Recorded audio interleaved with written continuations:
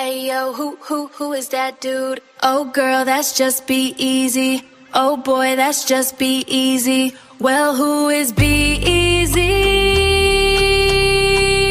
Oh, you ain't know he been a pro, for show, all about the dough. He been running up them racks and still trying to get some more. He really one of them ones, his presence so pivotal. So hell yeah, he that dude, this is unequivocal.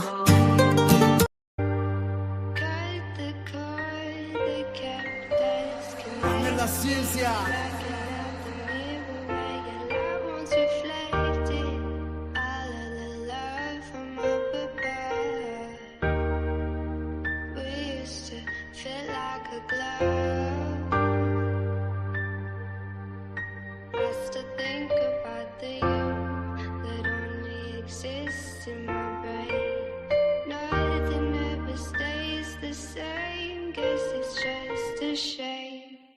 No one to blame.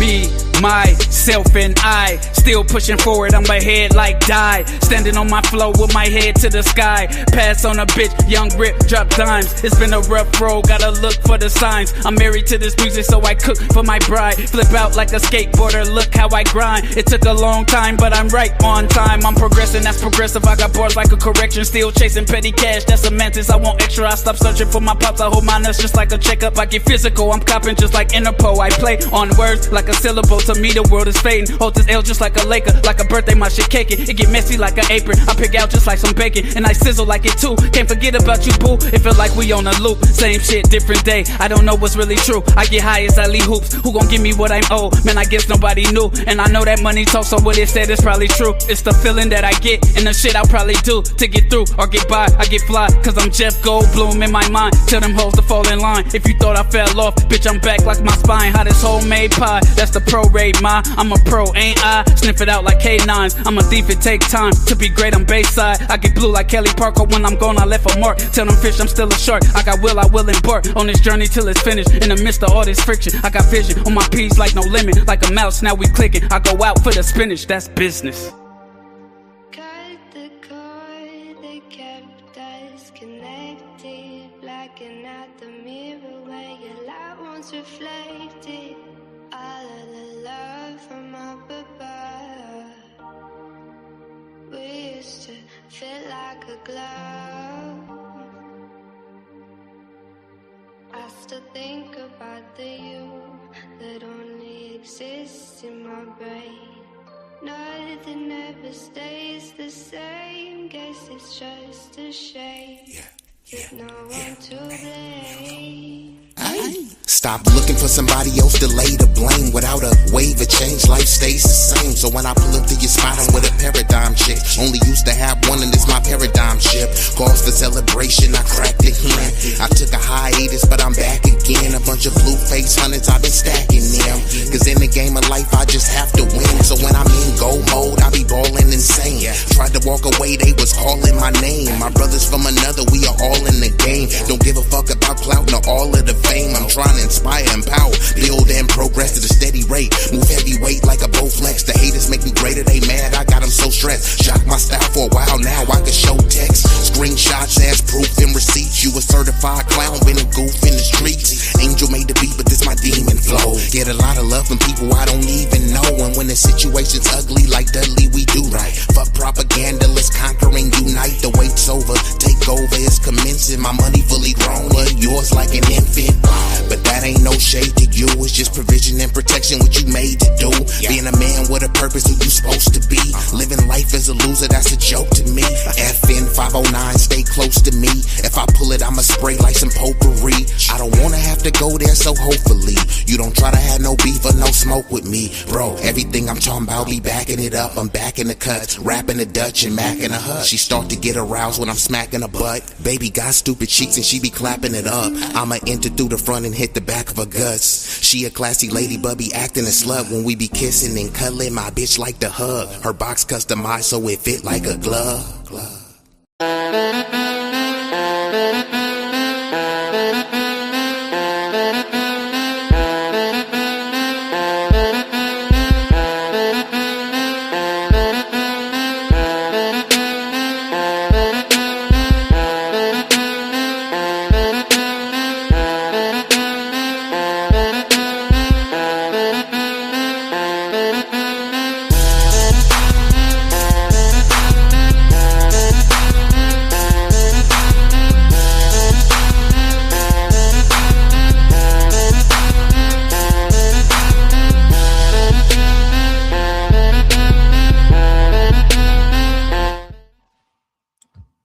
Turn your radios up.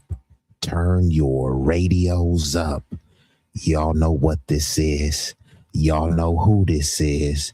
B-Eazy Dat Dude, an impromptu stream back with another one. This one is gonna be a banger. This a double header, so it will be a doozy. It's late night. I don't like to keep y'all waiting.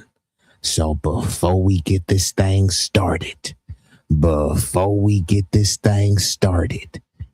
know, I gotta hit you. If you know the song, sing along. Yeah, you're right. 私も地元民と言っても実際世代です。もう友達できたの？うん。ぶったさんのこっち見ない。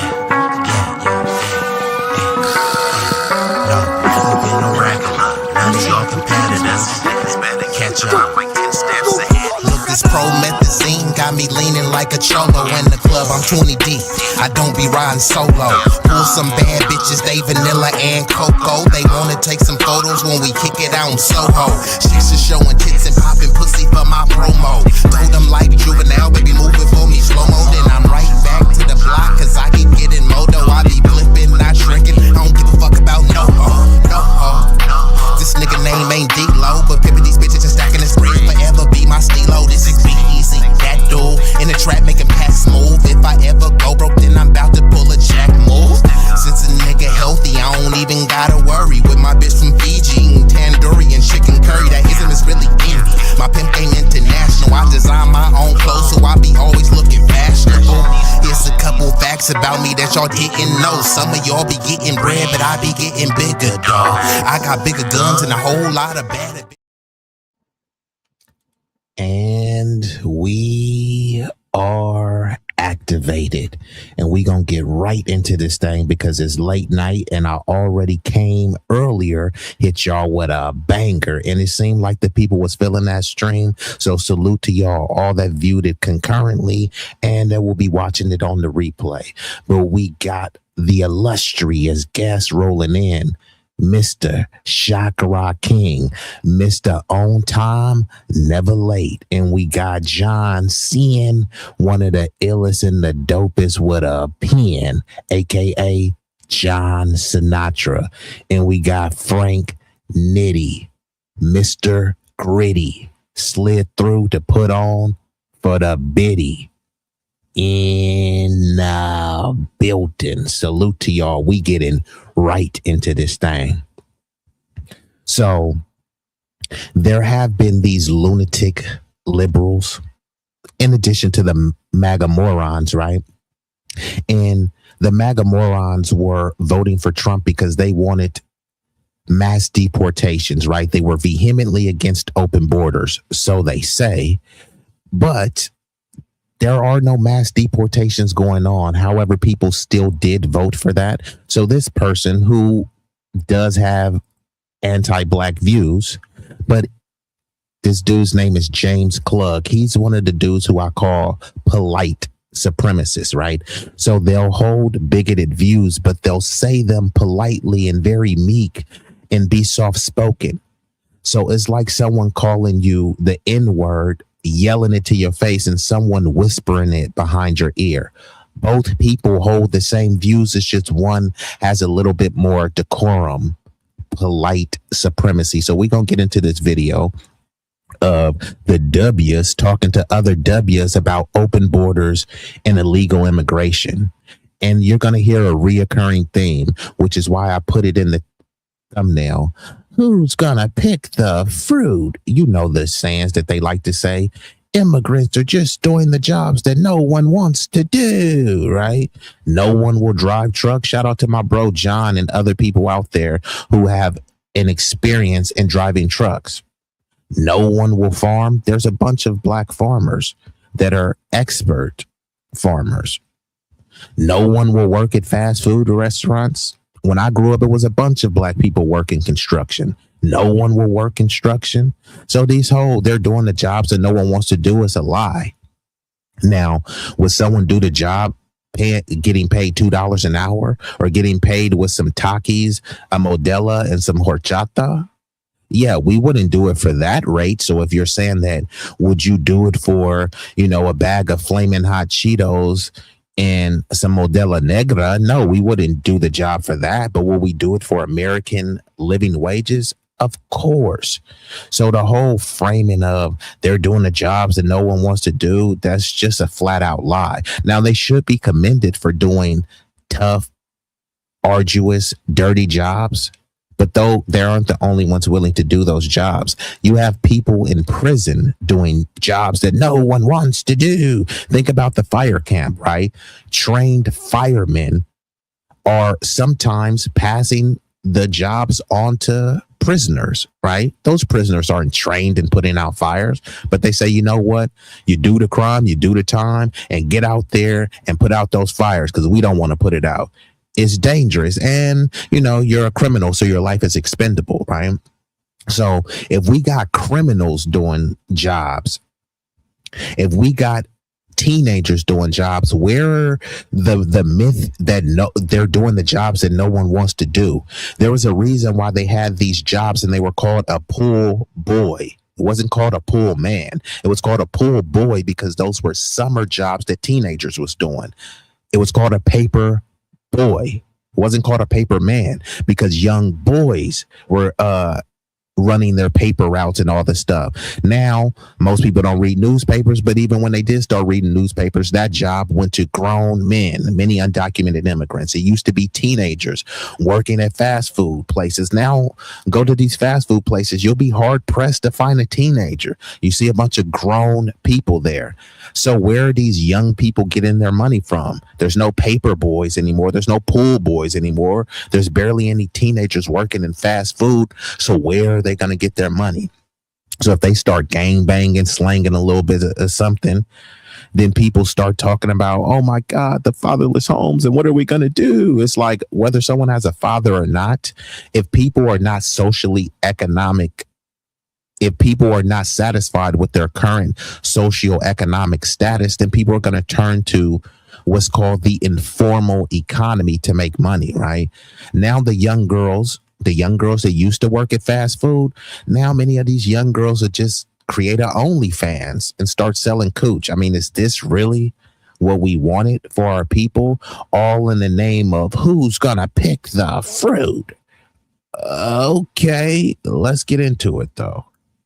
Or not, you have to stand up for what you believe in. And why did I vote for him? He's asking the question. Oh no! Please ask away.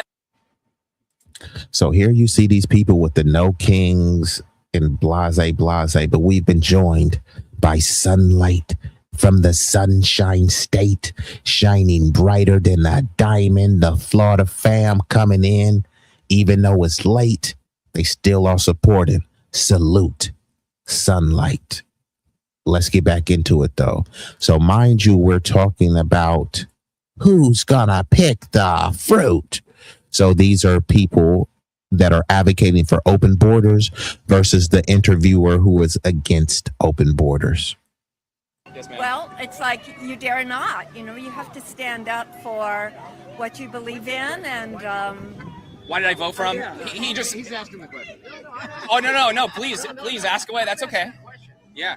Do you mind if she finishes what she was saying or no? Yeah, I think you should premise before you ask any questions to any of us why you voted for him. Yeah, I voted for him primarily for mass deportations. Sweet. Yeah. How un-American of you. I'm sorry? How un-American of you. Why is that un-American? Look it up? Okay, good argument. What about all the farm workers? Yeah, that's a bit of a cowardly response. Now I'm going to be bringing it up. I will be switching back like this. So if y'all see me switch back, this is just for the commentary. So this dude is talking about The dude said he voted for Trump for the mass deportations. And just to be clear, there's no mass deportations going on. It's a lot of bloviating, bluster, and beating of the chest, but Trump is not mass deporting anyone. Now, there are controversial deportations where people are saddened and believe that some of the ICE encounters are horrific. That still doesn't equate to mass deportations. And here we got this Lily W man pretending that he's fighting for immigrants. It's un-American to mass deport people. No, what's un-American is to have tens of millions of people flooding into the country illegally. All these people that say no one's illegal on stolen land. You've heard all of the chants, right? The people love to say that. Then look where their homeland is. People will be from Mexico, Colombia, China, India, talking about no one's illegal on stolen land. But you can't just waltz into China and say no one's illegal on stolen land. Mexico is right next to us. You can't go to Mexico wearing a shirt talking about no one is illegal on stolen land. They will be pointing guns at you saying that you can't get in here. And if they do let you in here, the first place they're going to throw you in is jail. But they're over here whining about the ICE detention centers and all this other stuff. If America is so bad, why are you trying to come here? No, seriously, it's such a horrible place, the big bad boogeyman where the U.S. imperialists live. So why would you want to come here? And then the follow up is the U.S. they destabilized my homeland. Okay, yeah, the U.S. did have a part to play in that, but rather than whining about the U.S. destabilizing your homeland, so you need to flee to the U.S., how about you stand and fight? Stand up to the corrupt leaders in your homeland. Right? Yes, I'm against the meddling. I'm against the coup d'etats. I'm against installing puppet leaders. However, how were they able to successfully do this? It was with the complicity and the cooperation of the corrupt leaders in your homeland. Many of these people that flee here and they say they're seeking asylum, instead of fleeing, how about you fight? See, the reason why we're here is because we fought. They were saying you're not human. They were lynching us, enslaving us, debt peonage, sharecropping, mass incarceration over and over with the atrocities and the racial terror. And guess what? We looked it in the face and said, we're going to keep on persisting. We're going to keep on persevering. We stood and fight. We fought so that everyone else could benefit. What have these other peoples who are seeking asylum, what have they fought for in their homeland that we can go and enjoy? They haven't fought for them to enjoy anything in their homeland. So you know they haven't fought for non-citizens. So people kind of take the plight, the civil rights movement, the bloodshed, the brains bashed on the concrete, they take that for granted. So because someone else got their head bashed and it's like, cool, I can just waltz on in. I'm a model minority and you got to treat me with respect. Okay, even though in your homeland, y'all ain't treating black people with respect, and they're not fighting to treat black people for respect. Instead, they say, yeah, black people are being mistreated, so we're just going to flee to another country. Okay.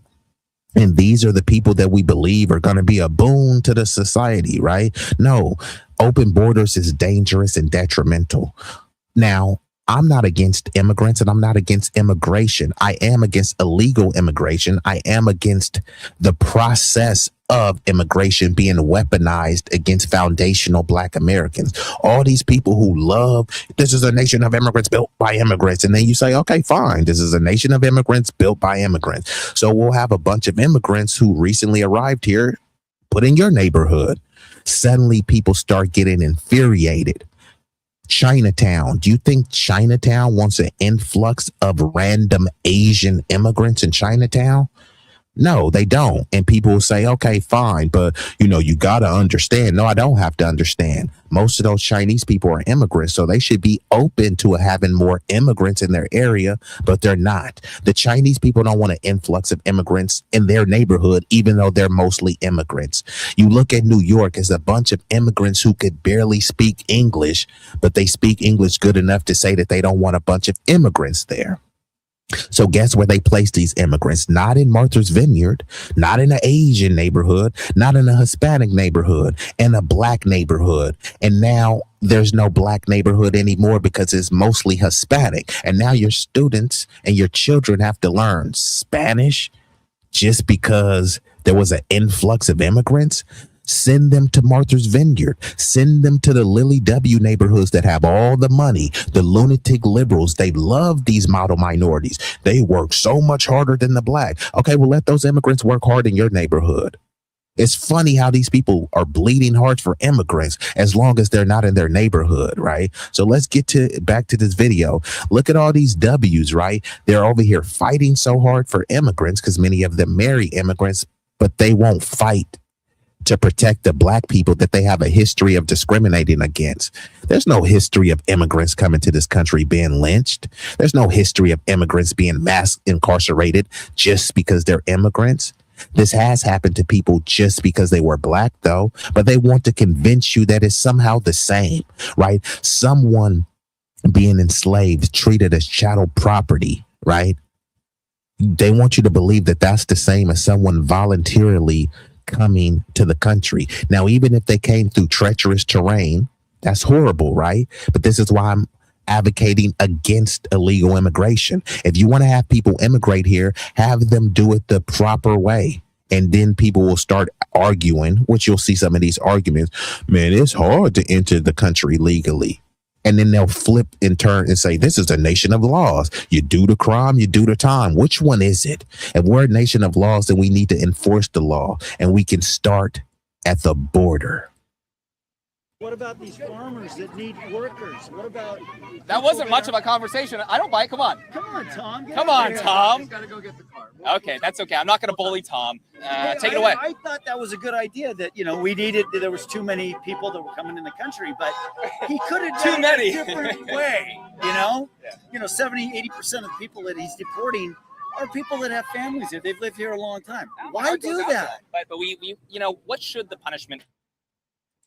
You see, and this is like he said, most of the people have families. U.S. citizens have families. The people who are struggling in black neighborhoods have families. And then when a bunch of undocumented immigrants get dropped in their neighborhood, giving resources that they denied, they tell us, why y'all big in the government? And then as soon as they bring immigrants over here, what's the first thing that they do? Hey, government, give me something. Give me protections. Give me housing. Give me vouchers, right? So they're telling you as a taxpayer to not ask the government for anything, but someone who fears for their life and seeking asylum, they should be able to ask your government for something that they didn't pay taxes into, right? And then they say, well, immigrants pay taxes. If someone just got here and crossed the border, what taxes have they paid? And then they say, oh no, they will pay taxes because they bought some groceries at a bodega and they were charged sale tax. See, they pay taxes. Okay, that's not what we're talking about. How does this help your community? It doesn't. And I'm specifically talking about the foundational Black American community. Bringing in an influx of people, there's no argument that you can make how it helps you. And then they start using obtuse arguments. Well, y'all like tacos, right? So once we bring in an undocumented immigrant and give them grant money to start their own business, look, now you can buy tacos from them. Now, how about you give that money to me, a native-born foundational Black American, to start my own business? Then it turns into shut up, pull yourself up by your bootstraps. And then when we say, okay, fine, we will pull ourselves up by our bootstrap, but tell the new Americans that too. But they don't tell them that. They have goodies, giveaways, and guarantees while at the same time telling them they're a model minority. They've convinced you to believe this lie. They only had $2 in their pocket. Name the poorest state in America. What place could you survive with $2 in your pocket? These people are coming over here with families. They came over here with a family and allegedly $2 in their pocket. And let's just say that they did. If they had $2 in their pocket, what did they eat? What could you buy for dinner for $2? And then if they had $2 in their pocket, how did they get money? How did they survive a week? No one asked these questions. Oh, they had a sponsor. Having a sponsor is not pulling yourself up by your bootstrap. A NGO helped them. That's not pulling yourself up by your bootstrap. So all of these people that tell you they're the model minority and they work so hard, then when you start looking, you're like, damn, you got a lot of handouts on the way. And I'm not against handouts. I believe handouts can be a hand up. But they always demonize us. Y'all don't need reparations. Reparations isn't a handout. Reparations is a debt owed. If we don't need reparations, then these newcomers don't need goodies, giveaways, and guarantees, right? Look at LA specifically, and I'm in Cali, the belly of the beast for illegal immigration, handouts and goodies and giveaways to these people, right? They created a fund that helps immigrants. $50 million for free legal service, but only for immigrants, right? They know that disproportionately Black people are racially targeted, and there's a lot of, chicanery going on when it comes to the convictions of Black people, right? Where's the free $50 million legal fund? And it don't even have to be Blacks. It could just be for Americans who are rightfully, unjustifiably targeted with the justice system. Where's our funds?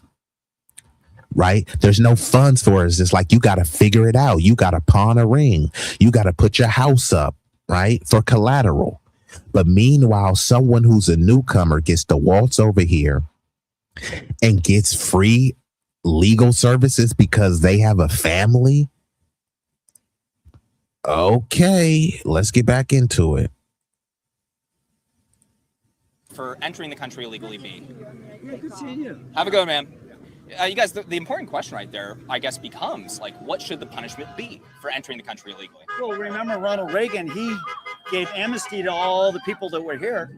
If they've been good, they haven't broken the law, they've done good things for this country, they've paid taxes. Right. I think, hey, that's a legitimate. So this is the thing too, right? He's talking about Ronald Reagan, which is true, right? They love to paint Ronald Reagan as a bastion of conservatism, but many of these moist MAGA morons are always whining against open borders. Well, guess who helped facilitate open borders? A Lily W. conservative by the name of Ronald Reagan. People are against reparations. Ronald Reagan wasn't against reparations. He's against reparations for foundational Black American freedmen, but he did give reparations to Japanese people. And people understand Japanese people are Asian. He didn't give racial reparations to Asians. He gave reparations to Japanese people. So when we're fighting for reparations, we're fighting for lineage and status-based reparations. Anyone that's pushing race-based reparations are an op, and they're trying to derail the conversation and say, see, we tried. The Supreme Court has said over and over and over how race-based policy is unconstitutional. Even though they racially targeted people, they're saying race-based repair is unconstitutional. Well, when we're pushing for reparations for foundational Black Americans, it's not race-based. You're trying to frame it as race-based to undermine it. It's lineage and status-based, just like the Japanese people got, based on their lineage and status. They didn't give reparations to all Asian people. They didn't say China people, Filipino people, Korean people, y'all Asian, so y'all get to get these reparations that were paying out to the Japanese people. It was for a specific group that suffered a specific harm. So that's what it is with foundational Black Americans. Now, people purport to be high IQ. How can't the high IQs figure this out? So either they're not as high IQ as they purport to be, which means they're dumb, or they actually do know exactly what I'm talking about, and their anti-Blackness is seething and showing. If that's the case, just say it with your chest. Just say that you hate these niggers, right? Why are you pretending? You have the freedom of speech. You know what I mean? No one is stopping you. That's how you truly believe. But instead, they'd like to pretend like, hey, we're on your side, buddy. Meanwhile, as soon as you turn around, they stab you in the back, for open borders, because who's going to pick the fruit? Listen to these pathetic arguments, right? So illegal immigrants, people who came here illegally, they shouldn't be deported because they have a family. This is the whole term anchor baby, because once you have a baby, that baby anchors you here. So even if you came here illegally, but he has a family, yeah, and he came here illegally, but you're not supposed to care that he came here illegally because of his family. Well, these U.S. native born citizens have families too. They don't care about U.S. citizens' families, but there's always a bleeding heart for an immigrant family. Now, I'm a humanitarian, so I care about uplifting everyone. But just because I'm a humanitarian doesn't mean that we need to invite the globe to the U.S. This is the greatest nation ever, right? They estimate 8+ billion people. Should they all try to cram in the U.S. because this is the greatest nation? You know, I hear what. good seeing you. Have a good one, man. You guys, the important question right there, I guess, becomes like, what should the punishment be for entering the country illegally? Well, remember Ronald Reagan? He gave amnesty to all the people that were here. You know, if they've been good, they haven't broken the law. They've done good things for this country. They've paid taxes. Right. I think, you know, hey, that's a legitimate, you know. This whole they haven't broken the law, entering in the country is illegally is breaking the law. Now you can say that, okay, it's a minor infraction, right? It's not that big a deal. Breaking the law is breaking the law, right? So there's never this bleeding heart and there's this level of understanding when it comes to us. If there was a black dude on the corner that sold 1/8 of weed, he broke the law, and then people will be pushing, you do the crime, you do the time. Now there's white dudes selling metric tons of weed. No one is getting locked up. The black dude sold less than that, a scintilla, 1/8 of weed, and was locked up. And people were okay with it because he broke the law. Okay, fine. Entering in the country illegally is breaking the law. And they want to convince you that someone selling weed to someone who loves to smoke weed, no one is forcing people to buy weed. They're selling weed to people who want to buy weed.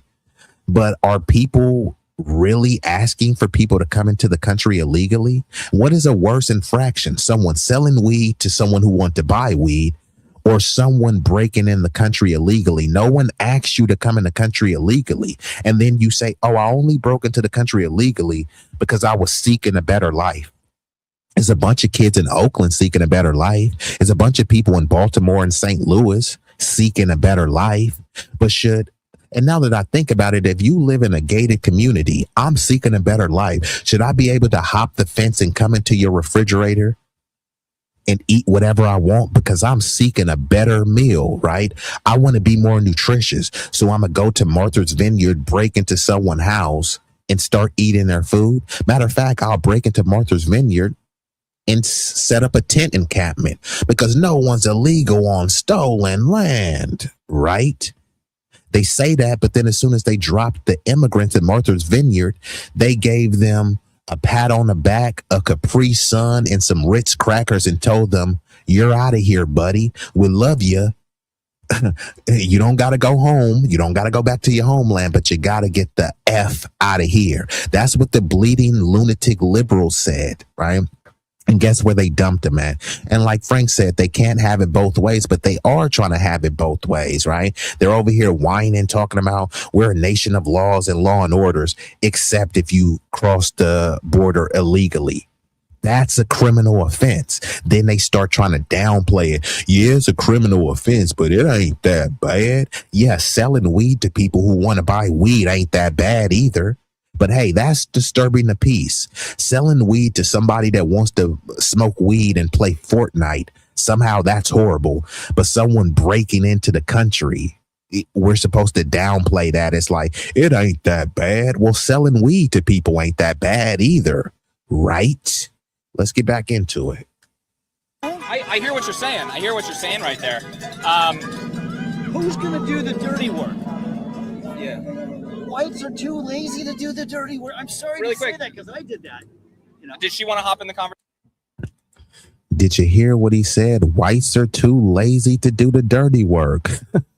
So like Frank is saying, they can't have it both ways. On one hand, they say we built the nation. It wasn't stolen. It was conquered. How did you conquer something if you were that lazy, right? I mean, they reveal how lazy they are with saying, you blacks, you were just farm equipment. If we were just farm equipment, why didn't you do your own farming? Oh, let me guess, because you were lazy. And this has been the history of the country. We're too lazy to do our own work. So, hey, let's enslave people to do it. And since we can't enslave people anymore, hey, let's have undocumented people come here illegally so we can exploit them and pay them under the table because we're too lazy to do it. At least he's admitting that, right? So I don't want to hear all these people talking about the black people is lazy. Where you got, this Lily W gentleman over here saying that his community, the W's, are too lazy to do their own work. That's why they need illegal, undocumented labor. It's good city. They haven't broken the law. They've done good things for this country. They've paid taxes. Right. I think, hey, that's a legitimate, I hear what you're saying. I hear what you're saying right there. Who's going to do the dirty work? Yeah. Whites are too lazy to do the dirty work. I'm sorry Really to say quick. that because I did that. Did she want to hop in the conversation, or she just? Oh, I don't know. I don't know if she is. She's like the sign. She liked your sign. That's why she was So whispering don't to you. you agree with me on that point where, you got to take a lot, and he campaigned on taking all the criminals and. Do you mind if I respond to that? Sure. Yeah, no. I want you to. He campaigned on the largest deportation effort in American history. He said worst first. So we just want to clarify that, right? I'm sorry? He said worst first. Yeah, exactly. It was worst only, wasn't it? Nope, not worst only. This is it was worst first, and it was the largest deportation effort in American history. The problem is, you guys. I lie so much. Why would I listen to one thing he said anyway? I mean, he lies about everything. Okay. Yeah, Well, maybe we can talk about that after I address this. But I hear what you're saying, man. The only problem is I'm not sold on the argument that exploiting cheap illegal labor is the right thing to do. You have a ton of Americans that are struggling to get more wages. We have overcrowded classrooms. We have housing crisis. We have all sorts of issues going on. I don't think dumping 10 million people on top of that over the last 4 years is a good idea. What do you think? I'll see you over there. I agree. And But why that's why hypocritical the way exploit you cheap say illegal that. labor? Yeah, but hypocritical. You're saying So then he says he agrees, but then he's also advocating for open borders. Now, does anyone believe that this dude right here, does anyone believes that he wants an influx of illegal, undocumented immigrants in his neighborhood? All of the people, ice out, right? But then if you try to put immigrants in their neighborhood, then they say immigrants out. The same people that are caping for immigrants, and this isn't against immigrants, right? Immigrants are human beings. I'm a humanitarian. I love all people, regardless of their citizenship status. But this isn't personal, right? This is just business. And I'm talking about lineage business that I'm standing on, right? All of these bleeding hearts, right?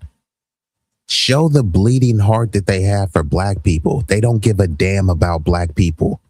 They have so much, compassion for non-citizens that they don't even know. But for foundational black Americans who built the country, they're like, yeah, whatever. You were farm equipment, right? And then now they're trying to praise undocumented immigrants for being farm equipment.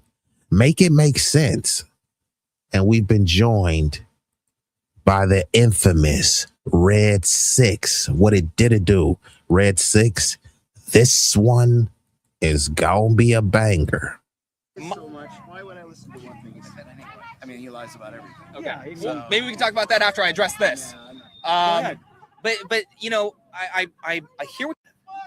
I mean, because I'm more than happy to wear a $20 shirt. I don't know where this shirt's made, but hypocritical. You're saying we need their slave labor, basically? Okay, where do we buy all our cheap stuff? From slave labor. Is that okay? No, I want to bring the factories back to the United States. Do you want to bring the factories back to the United States? No one can afford it. If you did that, if you did. So now he's advocating for what they call slave labor, and people need to get the terminology right. It's not slave labor. Slave labor is free labor. These people are being paid. So we can call it indentured servitude labor. That would be more appropriate. None of these people are getting whipped, right? None of these people are being lynched. None of these people are having amputations or castrations. I mean, I don't know about a organized systemic effort to be RAPE forcibly penetrating these immigrant children, although there have been reports of many of them going missing, which is why I'm vehemently against illegal immigration, because it's a hotbed for human trafficking. And anybody that says they pro-life and they love the babies, right? You wouldn't be champion on for illegal immigration. But here we got this Lily W dude saying white people are too lazy to do the job, so let's bring in slave labor. And then he's advocating for so-called slave labor because we don't want our prices to go up. Mind you, these are the people who talk about that America is a white Christian nation, a bastion of morality. Does this sound like morality, right? People love to say, what would Jesus do? Would Jesus say that, hey, look, we got to bring over more slave labor so we can have cheaper products? And no, we can't hire Americans, because if we hire Americans, things are going to be too high. Well, things are already too high. Let me just debunk that argument real quick. Biden, when he was in office, he let in millions and millions of undocumented illegal aliens, is what the legal terminology says, right? Some say 5, 10, 20 million or more, right? And you would think that, hey, you bringing in all these people, right? This is a nation of immigrants built by immigrants, right? That's what they always say. So you would think that an influx of millions and millions of immigrants would lower costs. But guess what? It didn't. Gas was still well over $5 with the influx of immigrants. Did your interest rates go down because Biden had open borders? Could you suddenly afford a home because Biden let the borders open? Did your job start paying you more when Biden let in all those immigrants? So they're framing it as such a great thing for you, but many people got displaced. Now, I'm not saying it was the fault of the immigrants. They're just seeking a better life. Right? But what about the American dream? The American dream has turned into the global dream, where you fixate and focus on the globe rather than Americans. So how is this America first again? No, they're about the universe first. Bring in everybody, right? We got sick, tired, poor Americans, and then they're over here pushing some, bring us your sick, you're tired, you're poor. How would that even make any sense? Imagine you're at home with a sick child, and then you say, hey, bring me some sick, tired, poor immigrants. How? You haven't even cured your sick child. Why would you want another sick child from another part of the world to come in when you haven't even tended to your sick child? We have people that are homeless. We have people that are unemployed or underemployed. And they think that the way, hey, look, man, we know your wages are stagnant. So how are you going to help increase wages to a living wage? Well, we'll bring in a bunch of immigrants to stagnate the wages and lower the wages, because they're just doing the jobs that no one wants to do. But who was doing the jobs before they got here? Oh, that was Americans. So I thought you said no one would do the jobs. Clearly, people would do the jobs. How many times do I got to run down the list? No one will do it. Construction. Come on now. Nobody will do landscaping. Nobody will do plumbing. Nobody will work at fast food. Nobody will drive trucks. Nobody will pick fruit and farm. I mean, who are we kidding here? And this person says, depends on who you're talking about, because many white people march in the BLM protests. Oh, my goodness. Kenneth, bruh. Kenneth. I don't give a flying fig Newton about white people marching in BLM protests. And you are factually correct. Most of the protests were white people, right?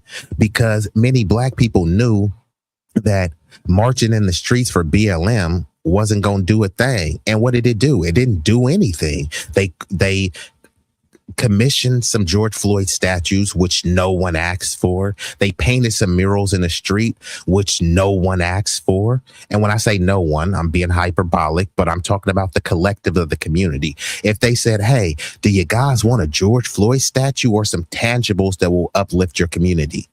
People wouldn't say, no, forget the tangibles. Give us a George Floyd statue. We weren't asking for that. We really weren't asking for white people to march in the streets. We're asking for white people to help us legislatively. And many white people, they said, I bought a BLM shirt. I marched in the street. Yeah, you marched in the street and went back to a Lily W. segregated neighborhood. And I'm not saying you specific, Kenneth, but hey, if it doesn't apply, let it fly. And if the shoe fits, go ahead and wear it and tie it up.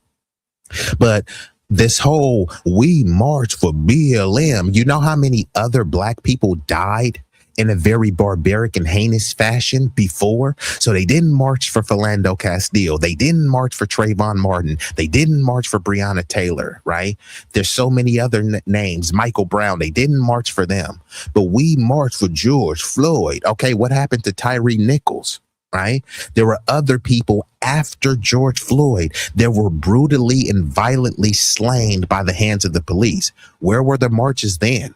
So this whole we march with BLM, that was for a certain segment, right? And now many of those same people that march with BLM are calling it woke.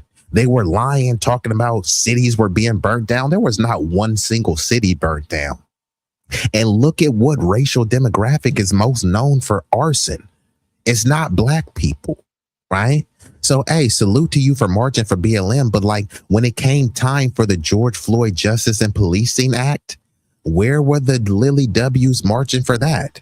We see them talking about no kings and ice out, marching and vehemently crying and whining over that. But they didn't do that. They didn't do that for the accountability for the police. All they have to hang their hat on is that they bought a George Floyd shirt and marched with BLM, or they put hashtag BLM. Black lives still matter. Are you still protesting today? Are you still putting hashtag BLM today? No. So what is the point of even bringing it up? You said gas was not over $5 average under Biden. Yes, it was. I'm in California, so it was. Now, you can butt kiss and bootlick for Biden because maybe you're a Democrat shill. Salute to you for being that. But I'm in California. So yes, it was. And even let's just say it was $4, right? The prices weren't lower. The whole thing is that we got to bring in an influx of immigrants for the prices to go lower. Prices went up under Biden and they're going up under Trump because of the war, but prices went up. So this whole thing that we need in more immigrants, when are the prices going to drop? Are you going to tell me that wages are going to start going up because we had an influx of immigrants? Are housing prices going to go up or down because we had an influx of immigrants? Kenneth Caldwell, you already know this, bro. So I get it, bro. Either you're an immigrant or your family has an immigrant background.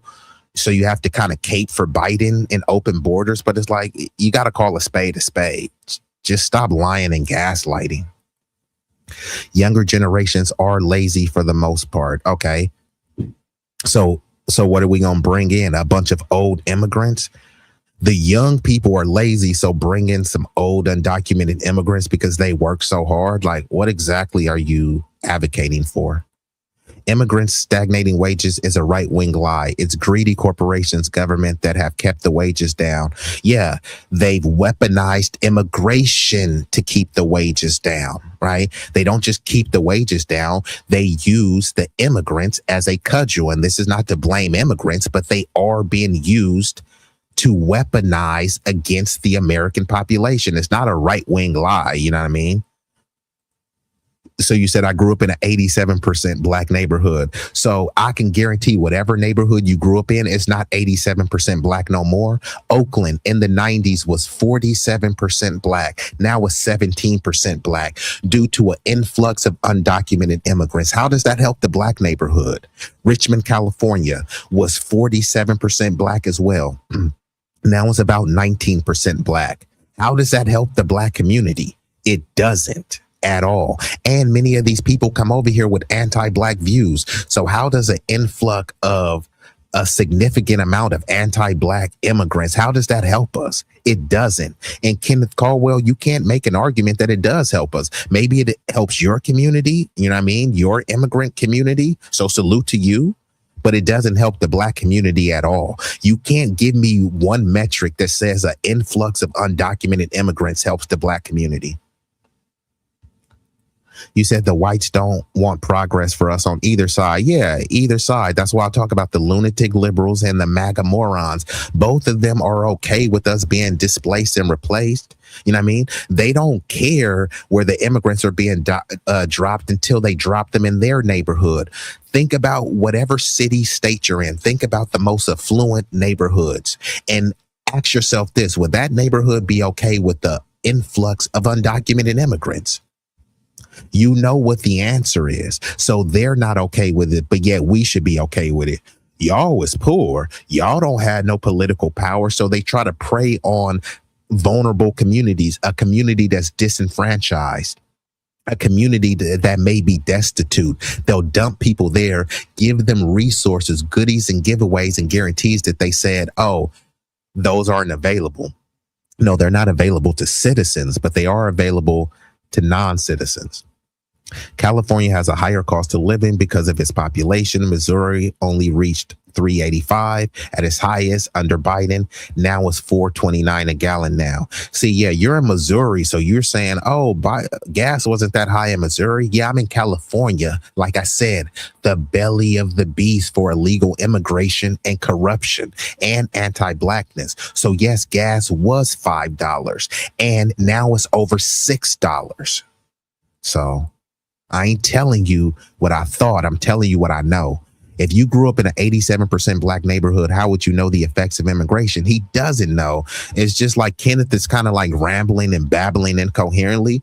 And I can guarantee you that that neighborhood that he claims to grow up in is not 87% black no more, but he doesn't care. It wasn't the immigrants that held the KC mode down and bad. It was the politicians who took money away from the school and kept the jobs away from bringing in growth. I concur. What demographic were those politicians and who were they beholden to? They were beholden to lobbyists and donors and corporate oligarchs who look like you, Kenny. Call that out. This isn't a blame and bash immigrants segment, right? Because they're just seeking a better life, right? But what about the Americans? What about those blacks in that 87% black neighborhood that you grew up? What better life could they seek? Let's get back into it. What you just said, things would triple in price. Really? Because I'm wearing an American-made shirt right now, and it was like $20. That's expensive. I mean, because I'm more than happy to wear like a $20 shirt. I don't know where this shirt's made. But, you know, this is long sleeve, quick dry. You buy it at Costco. It's $10, you know, but it's probably not made in America. Yeah. You know, $20 for a cheap shirt like this, I guess, you know. It's a nice shirt. Oh, you don't think I look good in it? Is it 100% cotton?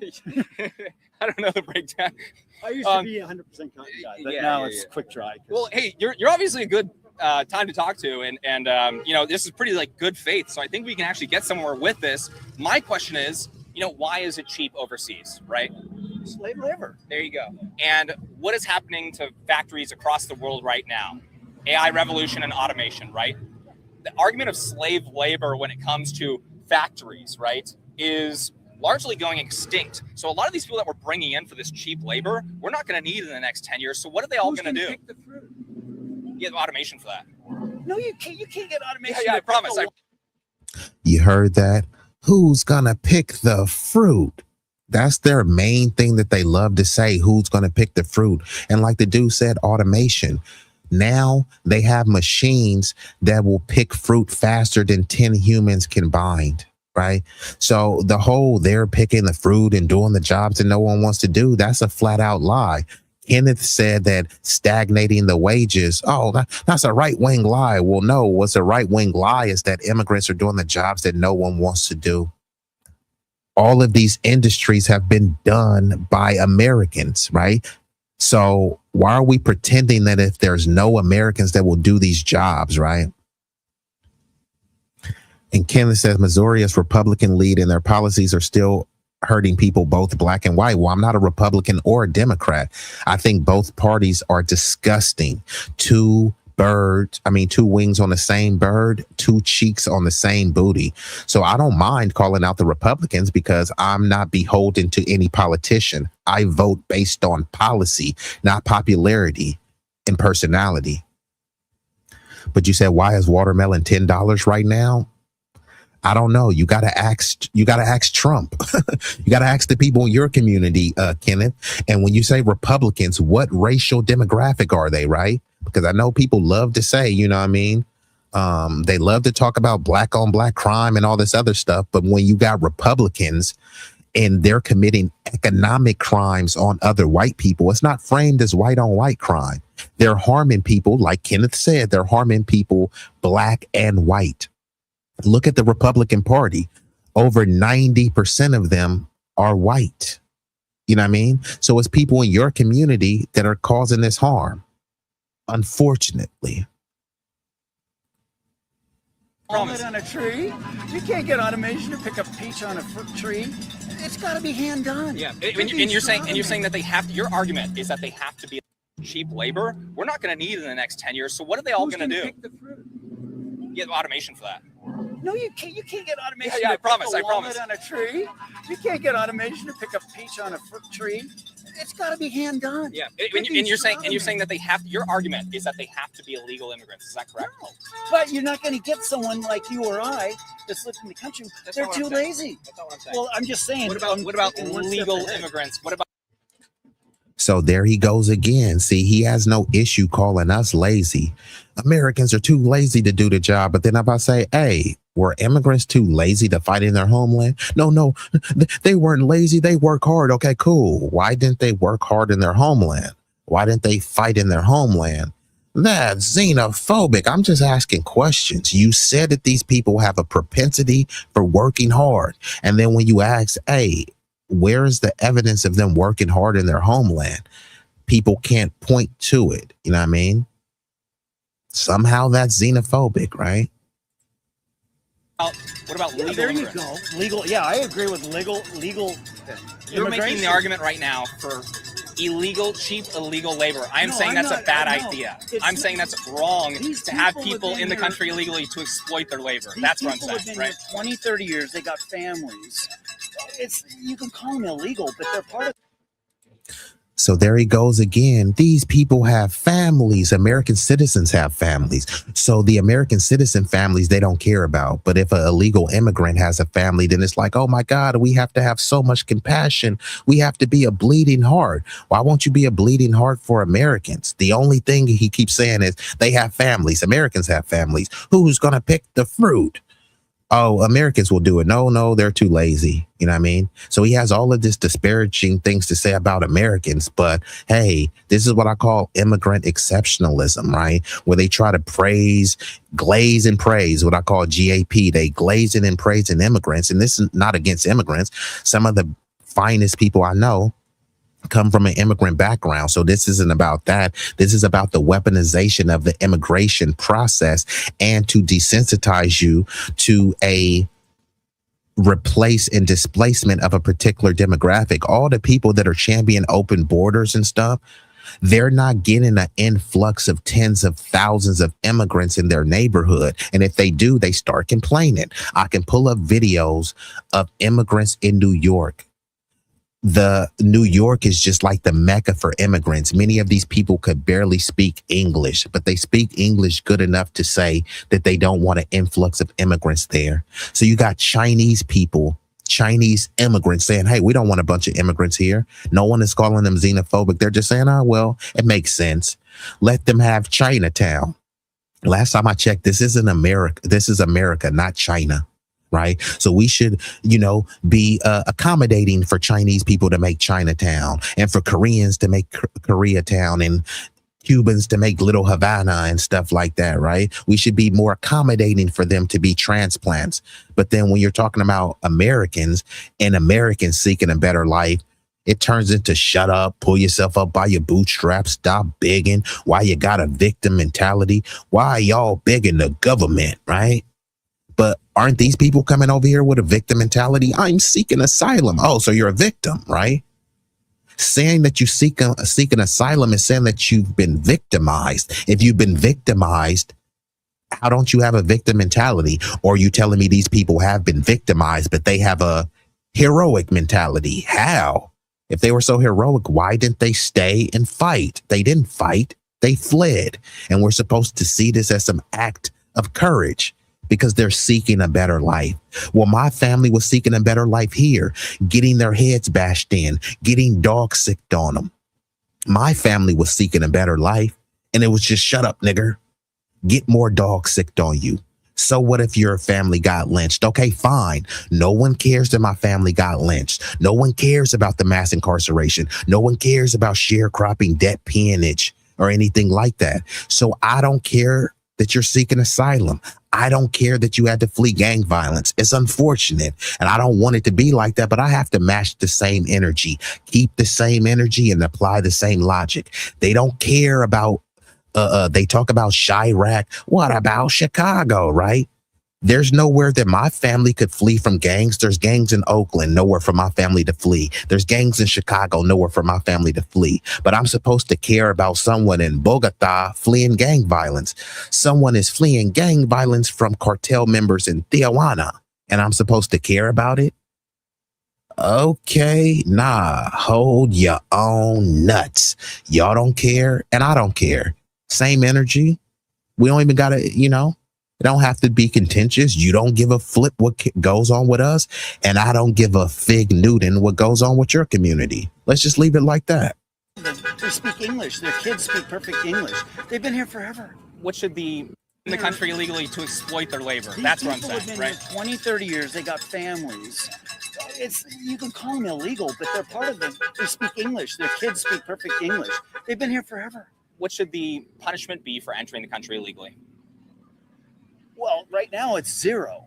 What's coming into our country right now? The people that are here, we should look at them, see what they've done, see if that's only because Donald Trump is president. The new position from Democrats has largely been open borders. So again, I ask you, what should the punishment be? One is because he did campaign on that strictly. I wish he would be honest with us about everything.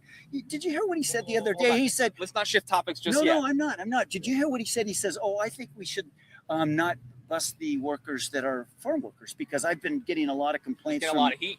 Yeah. And then I disagree with that. Yeah, well, if you do that, no one's going to pick the fruit that's going to rot on the trees. Again, they don't need to be illegal. You're not telling me why they need to be illegal immigrants. Immigrants. That's his whole thing. Who's going to pick the fruit? Who's going to do the dirty jobs? Whites are too lazy. This is what the dude keeps saying. This is what this old white dude, he's been very discriminatory towards people. Let's just leave it at white people, because that's who we keep saying. White people are too lazy, so we need a bunch of undocumented immigrants to pick the fruit. And when they came over here, many of them were dropped in New York. There's no fruit being picked in New York. Many of them got dropped off in Chicago. There's no fruit being picked in Chicago. Many of them got dropped off in Philadelphia. There's no fruit being picked in Philadelphia. So this whole who's going to pick the fruit? Okay, I understand if you're saying that in California and Texas, and even then they have a lot of automated machinery that's picking the fruit way faster than any undocumented immigrant can, right? But this is his whole thing. Who's going to pick the fruit? And then let's just say that they are picking the fruit, right? Do you think that those people are coming over here to have 2 kids, 5 kids, 6 kids, so that their kids can be relegated to picking fruit? So this whole who's going to do the jobs? Okay, that's only one generation. If Miguel comes over here to pick fruit and he has 3 or 4 kids, he's going to work his tail off to make sure that his kids are not in that field picking fruit. So since he has kids, they're not going to pick fruit, then guess what? They're going to have a non-stop cycle of undocumented immigrants with the same spiel. Who's going to pick the fruits? Psst. This is rather pathetic, right?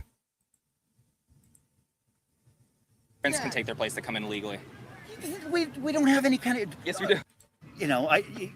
If you do that, no one's going to pick the fruit that's going to rot on the trees. Again, they don't need to be illegal. You're not telling me why they need to be illegal immigrants. Immigrants can take their place that come in illegally. We don't have any kind of. Yes, we do. No, we don't. And since they love immigrants so much, immigrants could pick the fruit, since he's, basically reserving the picking fruit for immigrants. You know, they have immigrants on work visas. They come over here, pick the fruit, and then go back home. Many of them have seasonal work visas. They live here for 3 months, 6 months, pick the fruit, and go back home. Many of them are okay with that because the American dollar stretches way further in their homeland. They can live like kings and queens by picking fruit here and going back to their homeland. This dude isn't advocating for that. He's saying that Americans, white Americans, are too lazy to do the dirty job. So we need an influx of undocumented immigrants to pick the fruit. Notice he keeps emphasizing picking fruit. Is that all these immigrants are good for? We know that the majority of immigrants that come here aren't picking fruit. But why is this always their go-to? Who's gonna pick the fruit? Not most immigrants. So I don't even know why you're saying that. Don't want anybody to come in this country right now. I have my wife's Filipino, and you know, a lot of people would try to come into the country. There it is. His wife's Filipino, which nothing wrong with that. You know, love Filipinos, but many of these people, because they have an immigrant family member, then they start being a very bleeding heart, compassionate for immigrants because it hits home to them. But some Black American being abused, that doesn't hit home for them, right? They expect us to be treated that way, but they don't expect undocumented immigrants to be treated inhumanely, right? So they start bleeding. Oh my God, look at what ICE is doing. ICE is the Gestapo. No, they're not. And guess what? They try to frame ICE as Nazis. Guess who were cozy with the Nazis? Americans.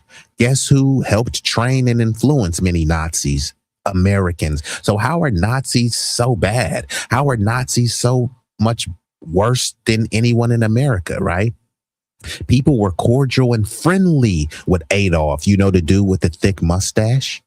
Americans, there was an American Nazi party. Now they want to frame, like, if somebody said, hey, we're going to create an American reparations party, people would be incensed, right? But there was an American Nazi party which was allowed to flourish and thrive. You know what I mean? And people want to erase this from the history. They want to pretend as if Nazis are bad. Okay, they are bad. But why was there an American Nazi party, right?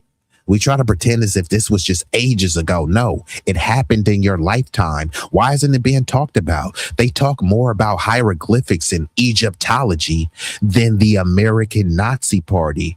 ICE is like the Gestapo of the American Nazi Party. Is that what you mean? It takes forever to get in this country. You're right. Why should it be easy? It shouldn't be easy, but it shouldn't take forever. Right? So he's saying it takes forever to get in this country. Well, it takes forever to get rich. It takes forever to earn a lot of money. So he's advocating for someone to come in the country by illegal means because it takes forever. These are the same people who are talking about tough on crime. This is a nation of laws. You do the crime, you do the time. But here he is advocating for breaking the law because it takes too long to get into the country legally. Well, guess what? It takes too long to get money legally. So I had to sell a little some on the side so I can get quick money to pay for my bills. Shut up. You do the crime, you do the time. I should be locked up for engaging in the informal economy to get a little bit of pocket change, right? That would be seen as, you know, hey, this is detrimental to society. We need to lock him up, right? But these people over here, knowing that they're coming in illegally, but just because the legal process takes too long, we should be okay with them. This is a double standards when it comes to criminality, right? Hey, if you do a minute crime, hey, it's okay because, you know, you're just trying to provide for your family. But if you're an American and I'm slanging a little bit of something on the side, this ain't to be cool. This ain't so I can be a gangster. This is so I can put food on my family's table. And they don't care. You do the crime, you do the time. Fine, we have to keep the same energy. This is a nation of laws. You do the crime, you do the time. And what Trump admin is saying, hey, you came in here illegally. So what you need to do is go back home. You need to self-deport and then come back in the legal process. Why aren't we all champion for that? People are trying to champion for a legal entry in the name of who's gonna pick the fruit. Okay. Maybe if it takes forever, you're not going to have. And a lot of people would try to come into the country. It takes forever to get in this country. You're right. Why should it be easy? It shouldn't be easy, but it shouldn't take forever. Right? Maybe if it takes forever, you're not going to have anybody here to work because you're deporting everybody. Yeah, well, we have enough crises going on in the United States right now to where those probably. Now he's lying, talking about Trump is deporting everybody. Trump's deportation numbers have been abysmal. No, there are no mass deportations going on. There's controversial deportations. There's sensational deportations. There's no mass deportations going on. And like Sunlight says, the crime doesn't matter. It's just who's doing it. That's what I'm trying to tell you. Like, they don't care about people selling weed. They care about black people selling weed. A black person selling an eighth of weed, he's dangerous and he broke the law. Then they changed the law and now they're selling metric tons. But that black dude who sold an eighth is still demonized, and the people who are selling metric tons of weed are praised. Hey, they're just doing it legally and they have a family. Yeah, so did that black dude who was selling an eighth. He had a family and he was just trying to get a little bit of crumbs on the table for his family, but you didn't care. You locked him up. Now, this is just gonna be some more babble of him whining about who's gonna pick the fruit. So y'all get the point. We got people like Kenny in the chat saying that illegal immigration stagnates wages. That's a right-wing lie, right? Okay, fine. What is the benefit to the black community for illegal immigration? Kenny has yet to answer. All he could say is, I grew up around a bunch of blacks. Yeah, you grew up around a bunch of blacks and now they're displaced because you wanted open borders, Kenny. But I'm going to get into this other story, right? So let me go ahead and pull this down. This next story I'm going to get into is about these disgusting people who still just won't let the brother MJ rest in peace. Right. They're slandering him again. And this time, the allegations are rather disturbing. So let's get into this, right? This is going to be about MJ because he has his movie, his biopic that's currently in the theaters, killing the box office. So people are trying to come out and make these disgusting allegations. So let's get into it. This is a video from Redacted and it's titled, They're Trying to Destroy Micheal Jackson Again. Let's get into it. Of accusers of Micheal Jackson are being paraded across the media right on the heels of the massive success of the biopic, Micheal. Now, over the weekend, 60 Minutes Australia published this hour-long piece about a group of siblings saying that Micheal Jackson abused them for years. This is how sensational it gets. At one point, one of the siblings says that Jackson drank his urine, said, I love you so much, I'm going to drink your pee. Come on. To show you how much I love you. He says it. I think we're stupid. He says those things. I chose not to bring the clip. Now, can anyone prove that these are false? Well, Micheal Jackson maybe could, but he's. So here we go again. So now these maniacs are saying that Micheal Jackson was just this sick individual. He loved these kids so much that he said, here, pee in a cup and I'm going to drink your pee because I want to profess my love to you, kid. And he start guzzling pee. Okay, fine. How much pee did he drink? Was it 8 ounces of pee? Was it 32 ounces? Did he drink a gallon of pee? Now, I'm being facetious, but this does sound rather disgusting. And if he was such this pee drinking, person, why didn't they say this when he was still alive?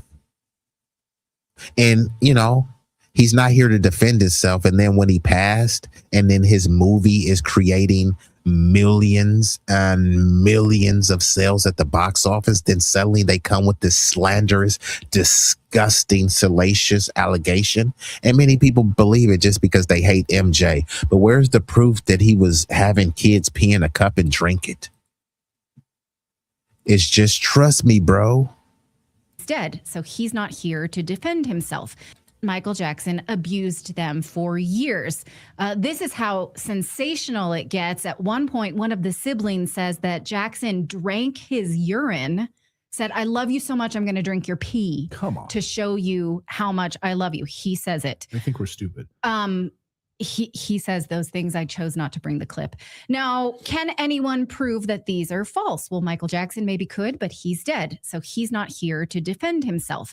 The Casio siblings don't provide any proof other than their own word, but their credibility and their financial conflict of interest is worth serious consideration, and which is why we should exercise extreme caution when we hear this. Unfortunately, the media pieces, both the New York Times and 60 Minutes Australia and various other sources, do not give you these caveats about their credibility. So I'm going to. Now, before we do this, I'm going to tell you what my mindset is in reporting this. Number one, every single Michael Jackson accuser, since he started being accused of sexual abuse of children in the 90s, was riddled with financial credibility issues. They had financial conflicts of interest, and they had major credibility issues.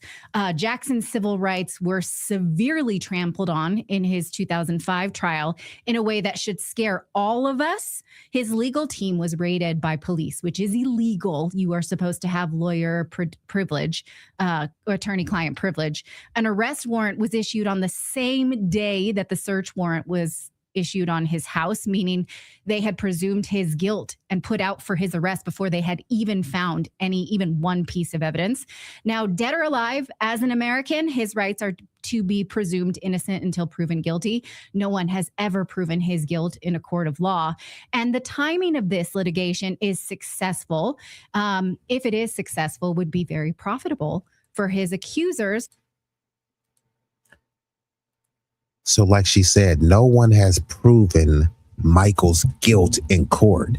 However, they're making all sorts of sick documentaries about him, dragging him through the mud. People are trying to allege that he touched all of these kids and stuff like that. And it just doesn't even make any sense at all, right? If people had suspected that he was just this sick pedo perv, why the hell would you be leaving your kids with Michael Jackson alone? I mean, even right now, if there's a celebrity, right? If you say, hey, I like LeBron James, or I like Leonardo DiCaprio, or just fill in random celebrity, Brad Pitt, name any celebrity, and you say, hey, look, man, I love these celebrities enough to leave my kids over there. Like, it doesn't really make any sense, right? So it seems like they just set him up for these accusations. You had people that came out that said, hey, Michael Jackson was cool, bro, never touched me like that. Macaulay Culkin and other people were saying that, no, he wasn't this disgusting pedo perv that they paint him out to be. But he's been drugged through the mud. You know, there were a lot of people in the J community that drug Mike through the mud. There were a lot of people in the Lily W dominant society that drug him through the mud, all because he stood on business, all because he was an astute businessman and he didn't take no for an answer, right? So just because he wouldn't play ball with him, then suddenly all of these slanderous, disgusting allegations came out. And this is probably one of the most disgusting ones, that he loved some kids so much that he would have them pee in a cup and he drank his pee to profess his love. There's no proof of that. Just trust me, bro, from a deranged sycophant.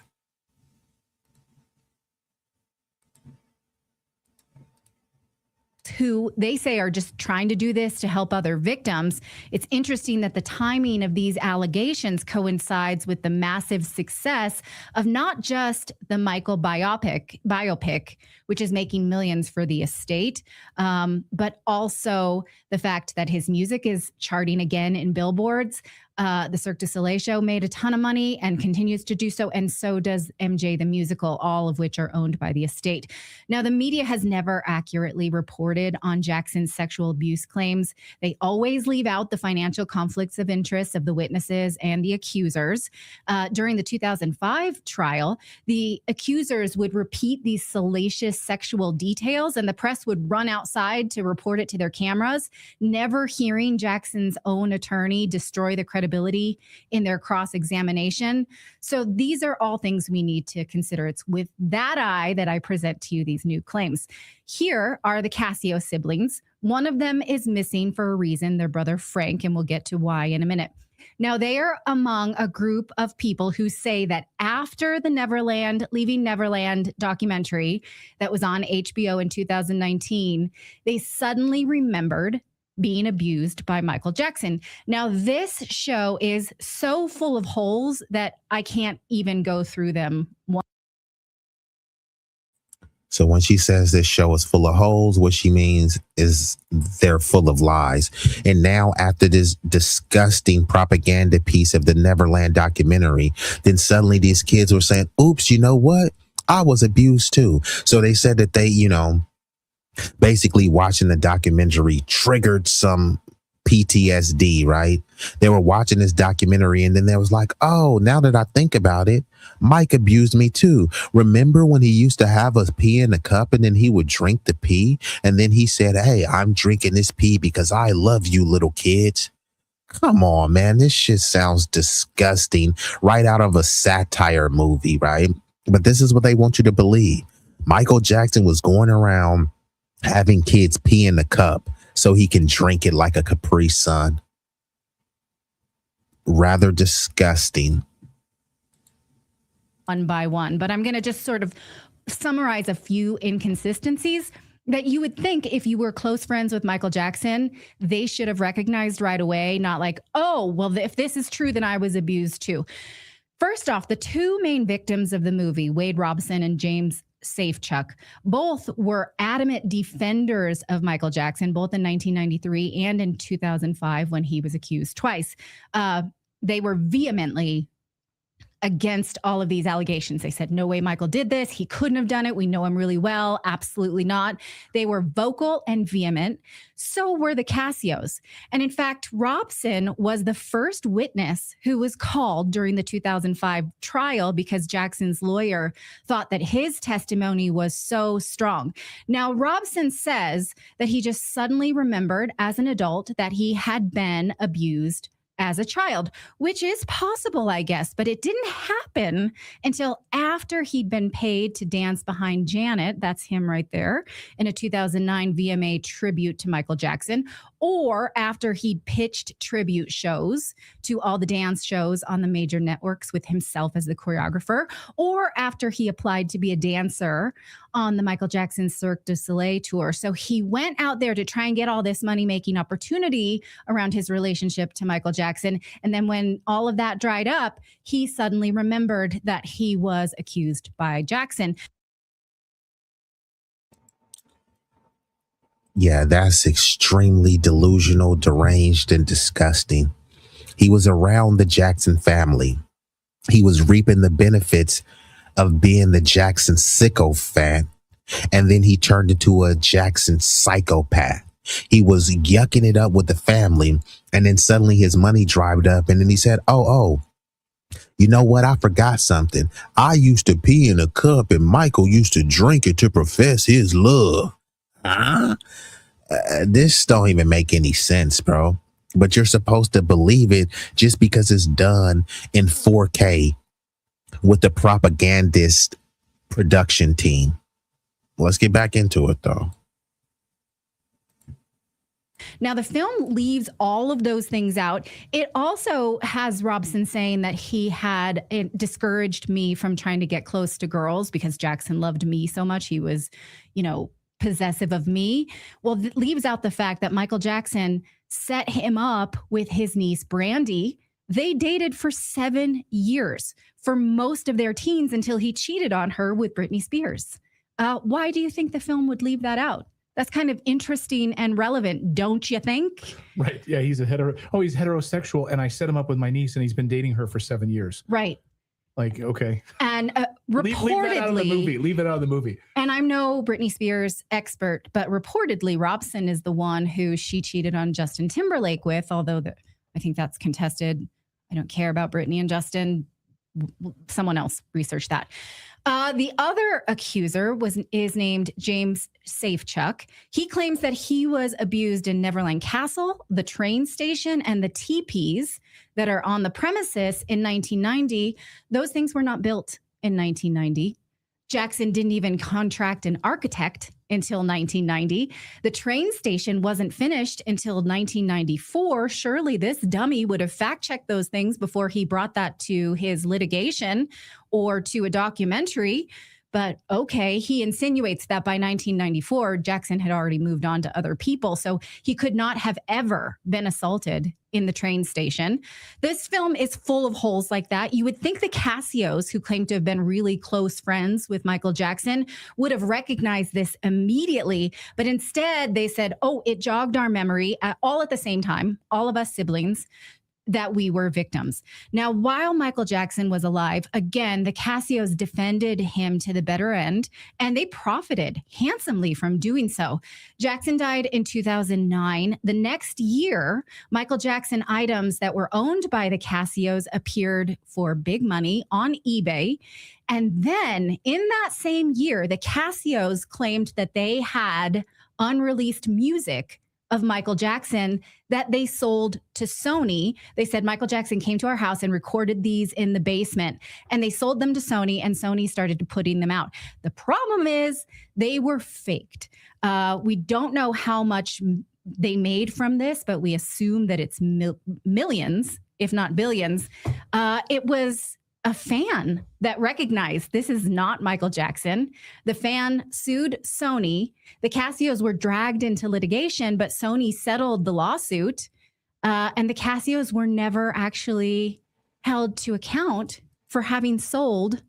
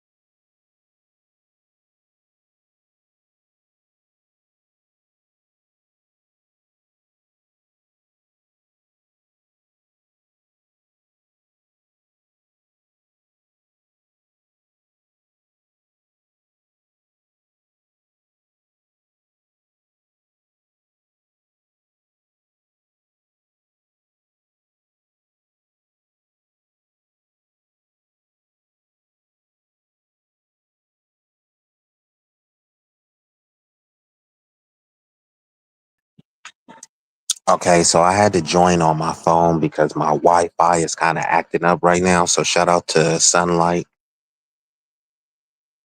Yeah, I know, Red Six, it was no sound. That's because my Wi-Fi went out, so I'm probably gonna have to shut the stream down. But I think this has been a fruitful hour or something, and I'll probably come back. Usually at this time, hold on, let me see. I think it went back on, so give me 1 second. Otherwise, I'm gonna try to do this other story and just kind of breeze through that. But it looks like my Wi-Fi is kind of tripping out. But let me say, Sunlight says, sinners came too late for a lot of people. Don't ever let them in. I would concur. So it looks like the Wi-Fi is back. So I'm going to try to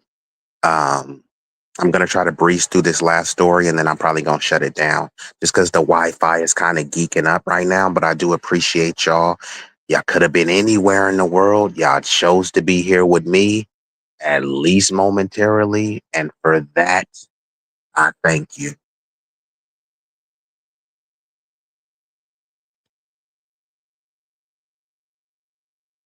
Could you hear me? You said what happened? What happened was my Wi-Fi went out. But hold on. Give me 1 moment.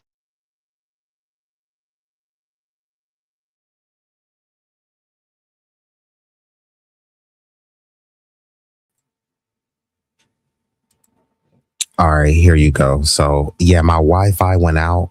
So that's why I had to use my phone. So I'm gonna try to breeze through this other story. That story was already coming to its end. But as you can see, Micheal Jackson is subject to the attacks of the dominant society, lying, saying that he used to have kids pee in a cup and drink it is rather disgusting. but I'm going to try to breeze through this other story. If my Wi-Fi shuts down again, I'm just going to hop on my phone and shut the stream down. So I'm going to try to breeze through this other story real quick. Just give me one moment. And y'all let me know if y'all have any issues hearing me now. So let me pull this story up. And this story was inspired by the story I did the other day. And Roger Meadows wanted me to elaborate a little bit more because Kevin O'Leary or Kevin O'Looney was lying, talking about that, we need these AI data centers. Otherwise, China's going to catch up. But China has been way ahead of us in the data AI race. And shout out to the 504 boy, Woody, New Orleans, in building. Salute to Braxton. We gonna get right into it. Give me uno momento. And this is a video by The Breaking Points. It's called Fox News Shocked by China Tech's Advantage. So I'm gonna kind of breeze through this a little bit because my Wi-Fi is kind of tripping. Thanks, Sunlight. She gave the thumbs up so she can hear me clearly now. Let's get into it, right? People are trying to pretend as if, we're leading in the AI race. We're leading in the technological advancements. Now, we are a superpower. However, we are behind China in terms of technological advancements. You don't believe me? Let's commence. The biggest outcome of this meeting is going to be a lot of Fox News grandmas realizing just how behind we are technologically, how much more advanced China is at this point, because Brett Baer is there on the ground doing all this like on the ground reporting. One of the big things, they made a big deal about the fact they illegally parked for 2 minutes and got a ticket right away, which, for the law and order people, they should be happy about that, right? Dream. That's my dream. I knew you would like that. Yeah. If Palantir was doing it here, they'd be celebrating this marvel of efficiency. But since it's China, it's the authoritarianism. That is my dream, is to ticket these illegal parkers, red light runners. Some kid rang my doorbell the other day with no soliciting. I'm like, this motherfucker, I was like, funny. Okay. Such a crotchety old man. But in any case, he also went to one of these like just little, you said this is sort of like a 7-Eleven competitors. Yeah. And they have the humanoid autonomous robots there that are like serving the goods. And so this was all, broadcast to Fox News audience. This is A10. Let's go ahead and take a look at this from Brett Baer. Our food order to a very special worker. This is the Family Mart convenience store in Beijing. Inside is a Galbot robot, the dominance of AI. Beijing is trying to lead the way in AI and also in humanoid robots. Let's go inside. This is the first of its kind for this kind of interaction. If you want to order something, hello, can I get a sausage, please? Okay. 烤肠 8.8 yuan. This is the first of its kind, moving a little slow, but Galbot is actually in 50 different pharmacies, warehouses, handling 300,000 orders around the country. This is the first of its kind here, and they say there are going to be many different iterations. The question is, it's the same thing that the U.S. is dealing with. Will this replace human workers?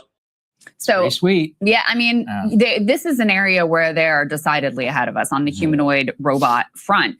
And, my understanding in terms of the attitude towards the population in China versus here on technology, they're much more enthusiastic in China. There's not the same level of reticence because here we see the way that, these AI oligarchs are trying to screw us and bragging about how they're going to take all our jobs, They just have a different social contract. Yeah. That's the thing. That's exactly right. And they have really focused on a very different AI strategy too, where yes, they're trying to be at the leading edge, and DeepSeek has been very successful in other models as well, and much more efficiently. It doesn't require the vast amounts of compute and electricity and water and everything that ours is like just this sort of brute force approach.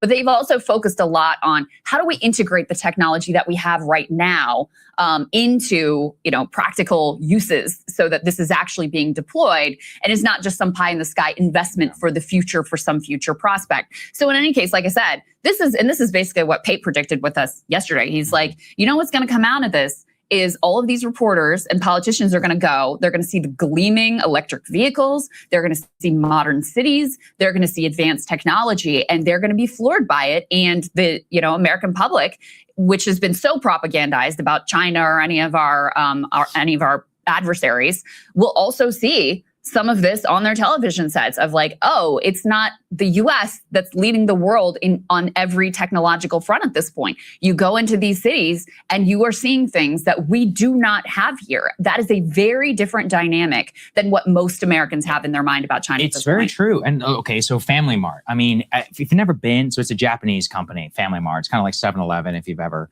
been there. I mean, I just want people to take a look.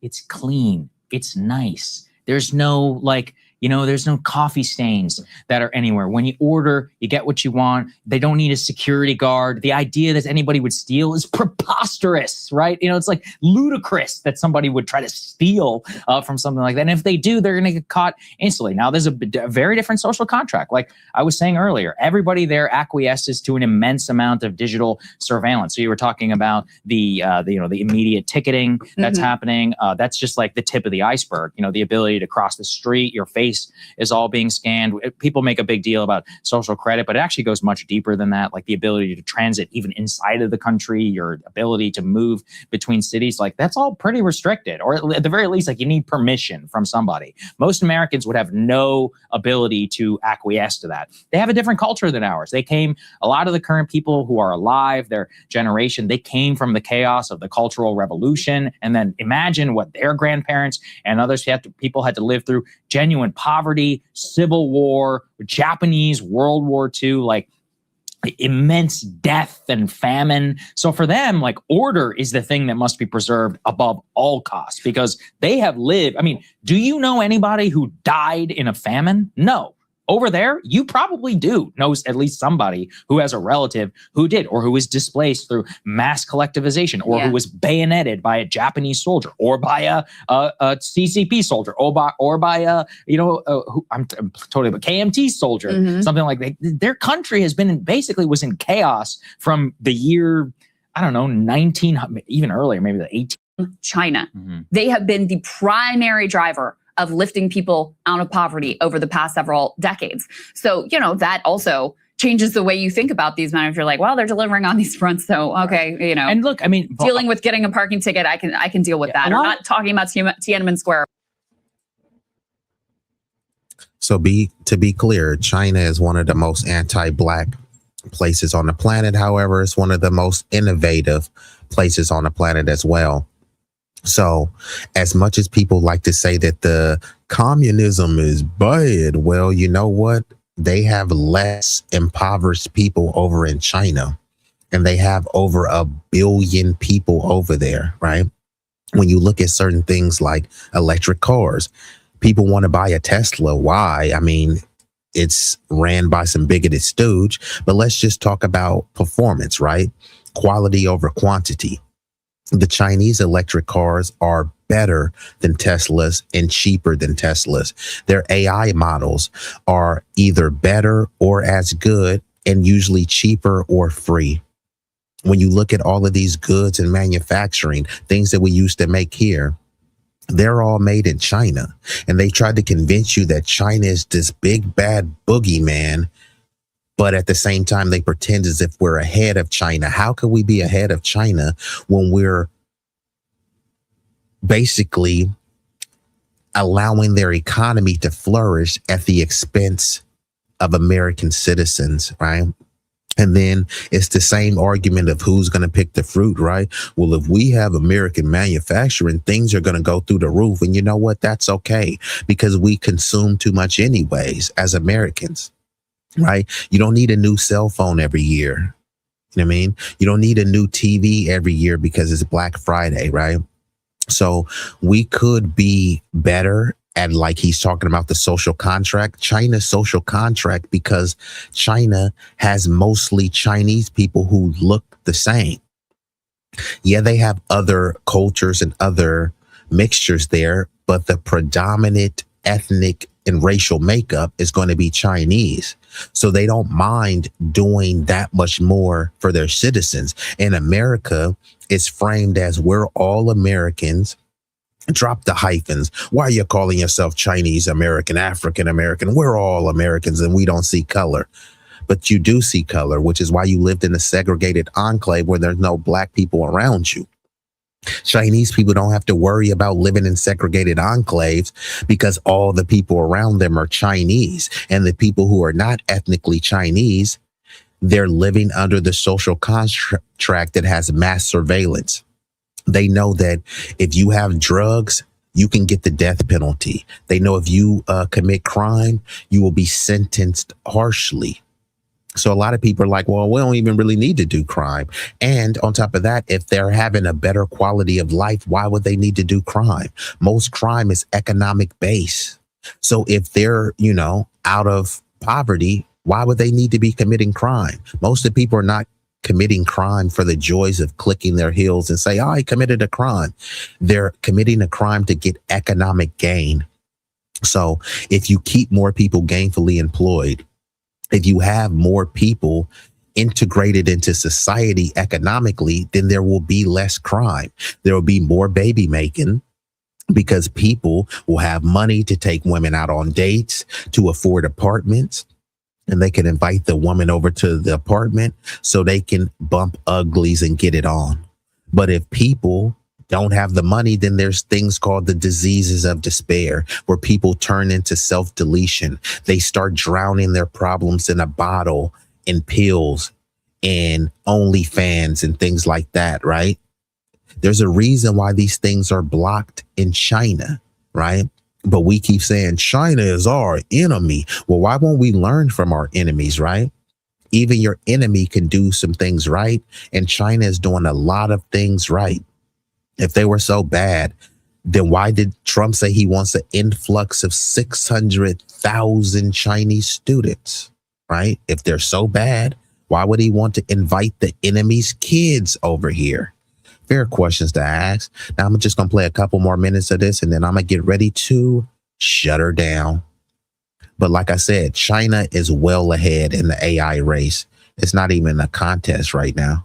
Or whatever. You're totally right. And that's where, look, I mean, this is where it's complicated. We did pay for most of that. A lot of that came at the expense of us. And that's why the Trump 2016 campaign was so invigorating to be like, because he was the first person to say, we paid for this. Like, because, that neoliberal talking point was the one that we would hear all the time. Oh, well, global poverty has gone down. It's like, yeah, but we're poorer. They're the ones who are richer, not us. But what we want, I think at this point, we've lived through this idea that China was like some backward state. And I'm being honest, like I remember, so my first year of professional politics was 2015. Mm-hmm. That is when the Made in China 2025 plan came out. We scoffed at it. There were commissions here in Washington. What a joke. All of it came true. All of it came true. Yeah. And actually a lot more than it came true. Yeah. Then 2020 happened. Remember, we would talk to Peter Zeihan and others. People predicted demographic collapse, and there's some of that. Or, commercial real estate. And listen, it's a country of 1.4 billion. So to say that they don't have problems is ludicrous. Mm-hmm. Like they have plenty of problems on the intern. But we're saying from our perspective,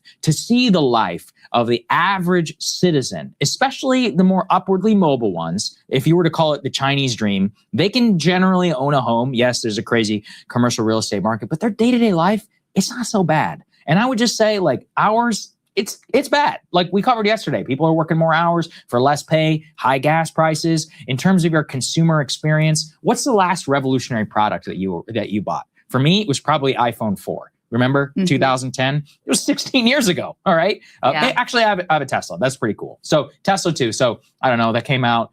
When did it come out? Like 10 years ago, the Tesla Model 3? Yeah, but I mean, even that's a great example because they're kicking our ass in EVs. Right. So, like they've surpassed Tesla in terms of what they can do. If you look at the past 10 years for them, you've got Greeley, you've got Xiaomi, you've got Tesla, you've got BYD, you have WeChat, you have HandPay, you have the high-speed rail going 300 miles per hour. And then I'm not even talking about all these crazy infrastructure projects where imagine in the hinterlands of the United States, like some backwards-ass town in Nebraska, getting brand new bridges and beautification and people coming from Washington being like, look at what we're doing for you. I mean, it's easy to criticize as a dog and pony show, and some of it is more shoddily built. I'll grant you that, but we're not even trying over here, okay? They've just got rust in the middle out there. The story in most of our country is year after year degradation and decline. Yeah. Cities that were like, for people who are older, who they can remember what, maybe Detroit was in its heyday. Yeah, I've only seen pictures. Yeah, right. we see, and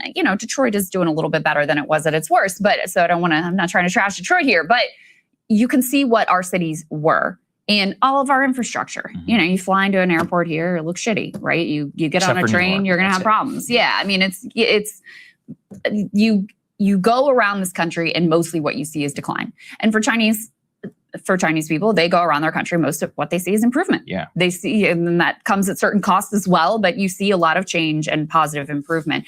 To your point about, them even surpassing like the made in China expectations. If we could put A5 up on the screen, this was, I saw this from Arnaud's feed. He retweeted this. He says, one of the most consequential charts, in my opinion, China will go from being almost completely reliant on chips from external sources to almost completely self-sufficient in just 10 years. So one of the things that, we've really held on to is like, okay, well, we have the premier chips technology. And so we're going to sort of marshal our resources there. We're going to limit how many chips go. And there's still a lot of, So we were hanging our hats on us having the superior chip technology, but superior chip technology created where? Not in America, in Taiwan, in China, in India, in some other place outside of America, right? So again, these people that are framing that China is this backward state and that, America is so great, which it is, but don't get disillusioned and think America is so great that no other place could be a superpower. No other place could dominate. China is dominating America in many aspects. And Red 6 says maybe if they spend less time making sure black people didn't benefit from those things, we would have it. Correct. She brought up Detroit and talked about how Detroit looks now. The reason why is because there was white flight. And when Detroit became a majority black city, then they said, we don't care. We'll let that city fall to sugar, honey, iced tea. And this is what I talked about with the homogeny, right? In Japan and China, right? Most of the Chinese people look like each other, which is why they don't mind helping each other. Yeah, there will be other racial, ethnic minorities sprinkled in there, but the majority of the billions of people are going to be Chinese. So they don't mind helping other Chinese. But in America, they want to say, hey, we'll help other Americans if they have the complexion for the protection. They don't look at Detroit and say, hey, Detroit is a place full of Americans. Let's help an American city. They say Detroit is full of blacks. Let those blacks eat cake. Let those niggers figure it out, right? That's what it turns into. Is the whole people who say, I don't see color. Why do you got to make it about race? Well, go to Detroit and you shouldn't see color and you shouldn't make it about race. You should want to uplift, enfranchise, and enrich the people in Detroit. But they don't want to do it because those people don't have the complexion for their protection. And they are trying to attempt to compete with Chinese people who see their people as one people. They always talk about China as repressing their people, right? And maybe they are. But if you're repressing your people as well, who are you to wag your finger at Chinese people, right? It's like some domestic abuser saying, that dude beats his wife. And yeah, dude, you beat your wife, strangle your wife, kick your wife. How are you any different? So let's play a little bit more of this. Dispute and debate over how much to sell chips to China, et cetera. And so while we were trying to withhold this technology, especially under the Biden administration, they're like, all right, well, we're going to really push developing our own. And our AI products are going to really focus on what they can do with chips that we produce here domestically. And so on a number of fronts, the thought with China previously in the past was always, oh, well, they can copy what we can do, but they're never going to be leading edge on anything. And that is just not the case anymore. And America sold out its technology to China. Remember, Trump was whining, they're stealing our technology. They don't have to steal it. Your open borders allowed Chinese people to cross the border illegally. There are many Chinese citizens who weren't seeking asylum, who were well off, but they crossed the border illegally under Biden's open border policy. We already have a bunch of foreign exchange Chinese students. We already have Chinese H-1B visas, even though most of them come from India, right?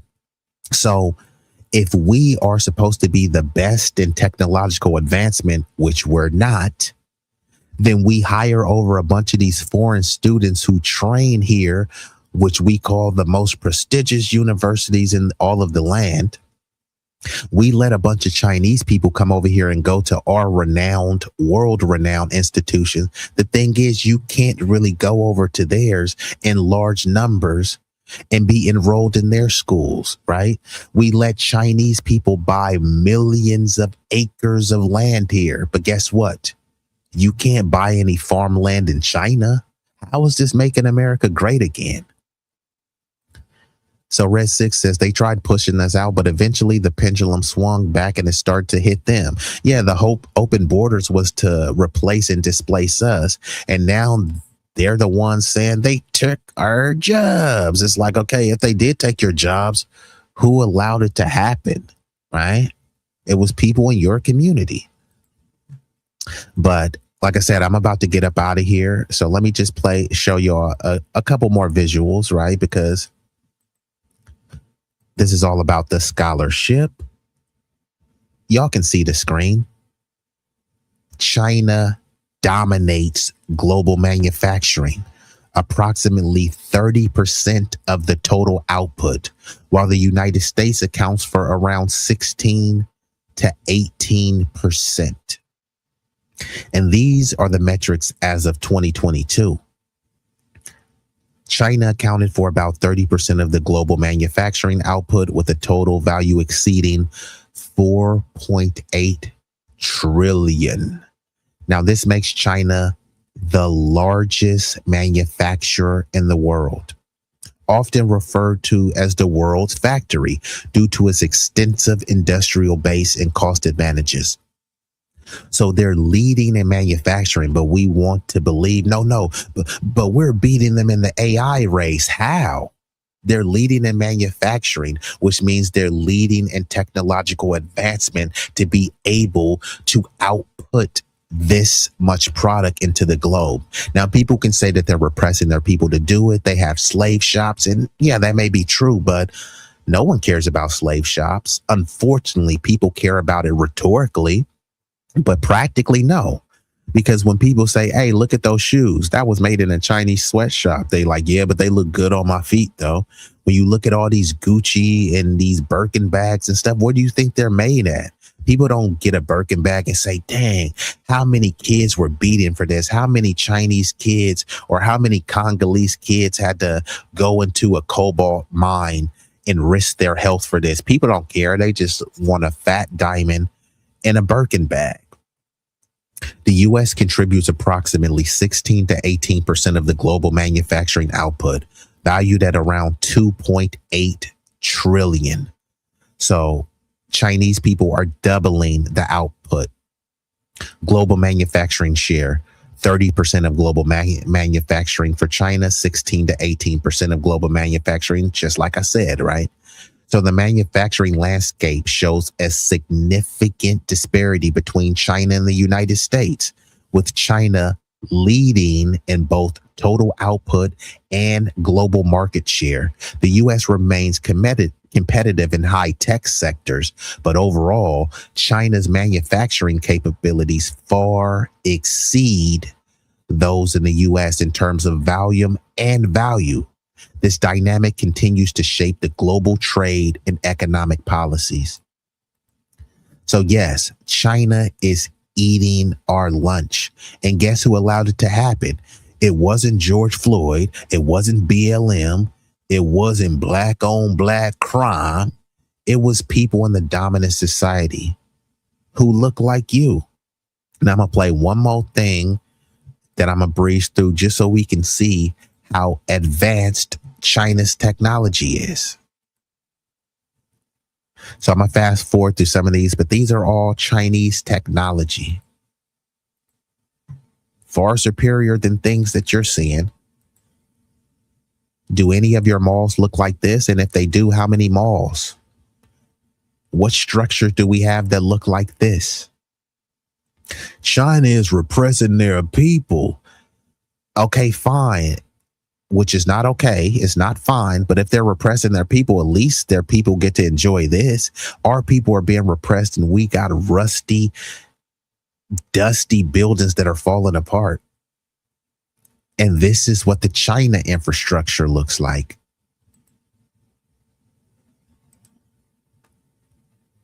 This is the China infrastructure. This is a supercomputing AI center, right?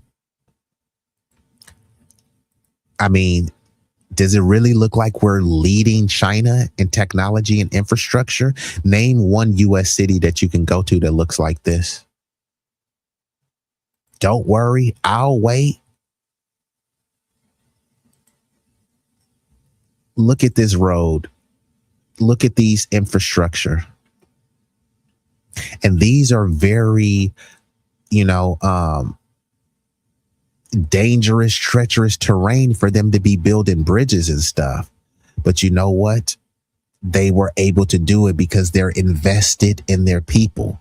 And they want to convince you that, no, China isn't a superpower. We're the superpower, right? Okay, cool. We're the superpower. Why don't we have this technology since we're so superior, right? I mean, this is extremely impressive. So this is an ad right here that I'm about to fast forward. Beautiful structures, right? China represses its people, and then it represses their people and delivers this to their people. I mean, is this repression? So y'all get the point. So I'm going to get ready to shut it down. I appreciate y'all that came through. And this is the moment where I wind it down. I'm going to play a series of some short visuals, and then I will be out of here. I appreciate y'all. And don't forget to hit the like. It won't cost you a fee. The likes are free. Now I'm about to get up out of here. But without further ado... Yeah. Hey.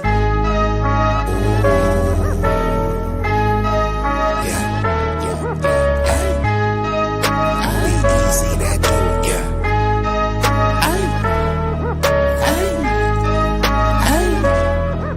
Shit so hot it's burning up. Just go ahead and turn this up. I bring the pain like an aftermath of a car wreck. It's a lot of niggas that say they real. To me, that shit is far-fetched. Them cats is pussy. They really is on some feminine stuff. I ride up on them with the 40 ounces. It's a definition of adrenaline rush. What it do is sweet like cinnamon puffer. My niggas is rough like Willow Pass. Grew up out on Mary Mac, but I used to hang on Willow Pass. These birds that I roll with, outcasts and misfits. For the zip lips so you get hit when the fifth spit. Flat line in your fit. Trap habits is black magic, no voodoo. Get the bands like Buku for the cocaine to go poo-poo. Most these niggas is foo-foo, so I'm shitting on them like doo-doo. I can't fuck with y'all like tofu. I'm just saying, man, like Goku. Bad bitches at the house with me watching Netflix or Roku. Fuck them both at the same time, and I swear to God it was so cool. Street legend, real boss, I call shots cause I'm still saucy. I know some G's to the bike crack on shite racket and fly back out to Millwall. When they hear me flow, they say I be burning up, burning up. Cookies to the draw is what we burning up, burning up. What you ain't know, oh, we burning up, burning up. This shit so hot, it's burning up. Just go ahead and turn this up. When you hear me flow, say I be burning up, burning up. Cookies to the draw is what we burning up, burning up. What you ain't know, oh, we burning up, burning up. This shit so hot, it's burning up. Just go ahead and turn this up.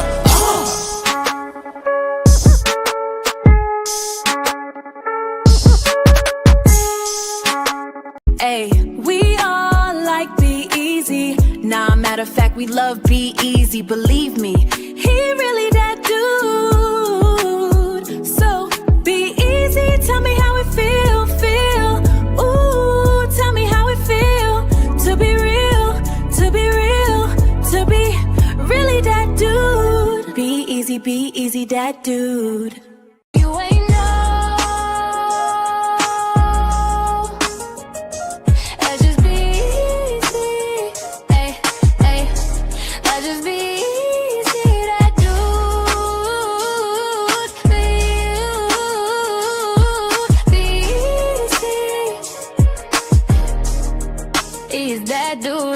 hear me, you feel me? Ooh, ooh, ooh.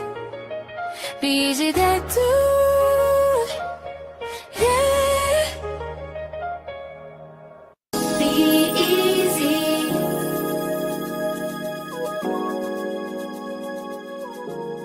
Ay, ay, ay, ay, yo. B-Eazy is that dude you already know. For sure, you already know. It's easy to see why he is that dude. He's been a favorite, even if you hating it. Give him his flowers, pay him respect. He's a certified legend and one of the best. B-Eazy, B-Eazy, remember the name. B-Eazy Dat Dude.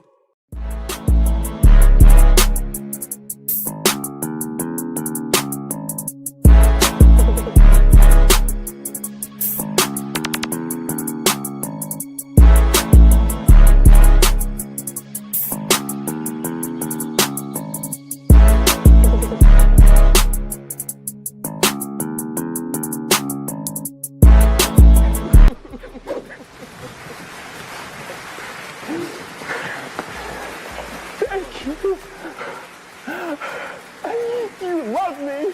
You really love me.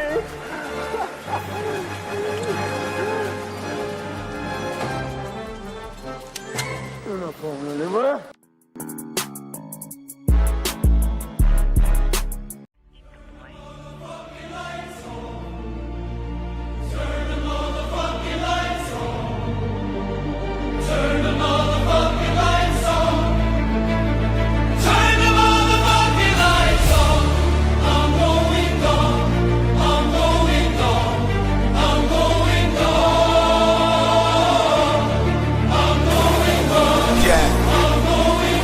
Yeah.